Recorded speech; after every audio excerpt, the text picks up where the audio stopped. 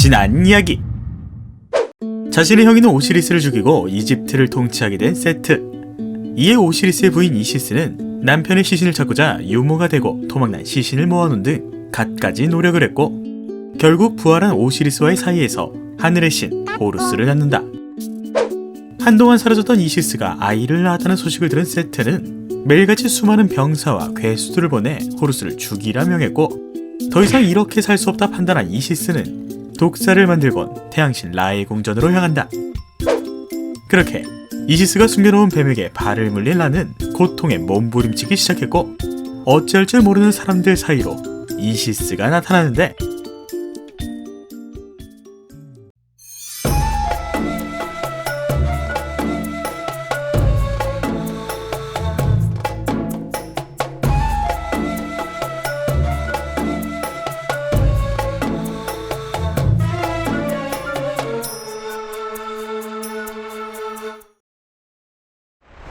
참고로 라를 문 뱀은 아주 특별한 뱀이었는데 태양신라가 코를 골며 잠에 골아떨어진 어느 날 남몰래 궁전에 침입한 이시스는 라의 침이 땅으로 뚝뚝 떨어지는 걸 목격합니다. 이에 이시스는 잽싸게 그 침을 떠냈고 라의 침, 다시 말해 라의 일부분으로 만든 것이 바로 이 위대한 뱀이었죠. 그렇게 고통스러워하는 라 앞에 나타난 이시스는 위대하신 라여, 당신의 몸에 퍼지고 있는 독과 고통을 제가 없애드릴 수 있습니다. 하지만 그러기 위해선 당신의 이름을 알아야 하죠. 라가 아닌 당신의 진실된 이름 말입니다. 라고 말했죠. 이에 라는 난 위대한 신. 맞아. 대체 무슨 말이야? 그것 보세요. 자꾸 그렇게 고집 부리시면 죽는다고요? 라며 이시스가 협박하자 나는 하늘과 땅을 창조했고 세상에 눈을 뜨고 지게 하는 자이자 빛이로다. 나의 이름은 아침에는 게프리오, 낮에는 나요, 저녁에는 아투밀이라. 라고 답했죠. 이에 이시스는 천천히 라가 말해준 이름들을 읊으며 주문을 외우기 시작했는데 이상하게 라의 고통은 사라지지 않았습니다. 알고 보니 온몸이 타들어가는 고통을 느끼면서까지 라는 자신의 이름을 끝까지 숨긴 것이었는데 그럴 수밖에 없던 이유가 바로 위대한 신 라의 숨겨진 이름을 알게 된 자는 라만큼이나 위대한 힘이 생기기 때문이죠. 자신이 속았음을 눈치챈 이시스는 독의 고통을 더욱 배로 만들었고 라는 그 고통을 참지 못한 채 결국 자신의 이름을 말하기로 합니다.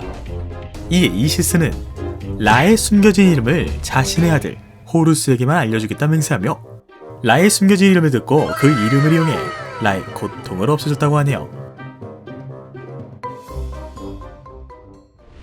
그렇게 라의 숨겨진 이름을 알게 된 이시스와 호루스는 세트가 보낸 수많은 병사와 괴수들로부터 자신의 안전을 지킬 수 있게 됩니다. 하지만 아직까지 호루스는 아기였고 그 힘을 발현시키기엔 무리였죠.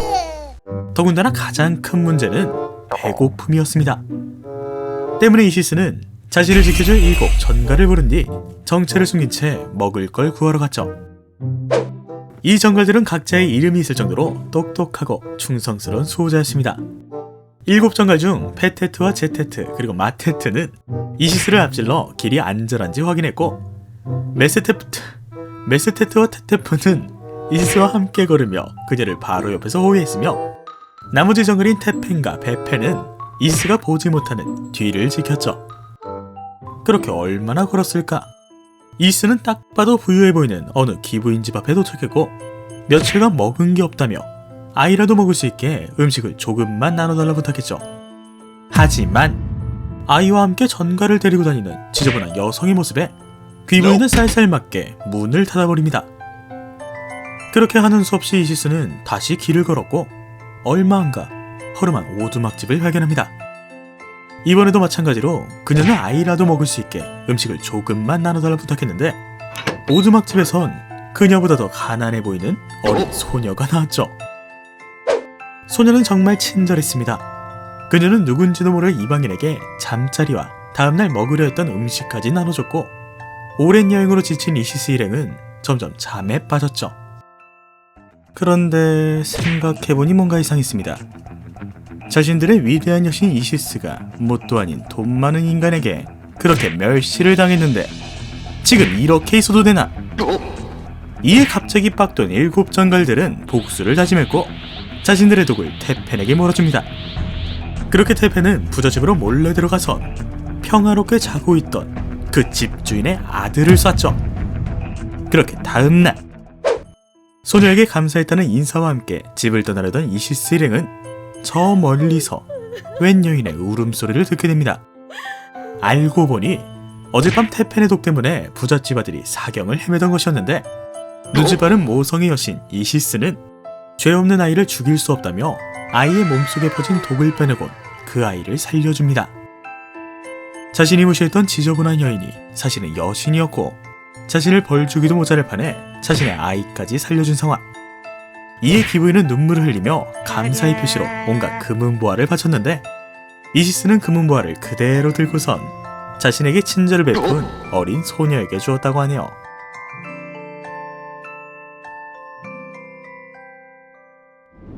혼돈과 사막의 신 세트의 통치 아래 수많은 신과 사람들이 피를 보고 고통을 받은 지 대체 몇 년이 흐른 걸까?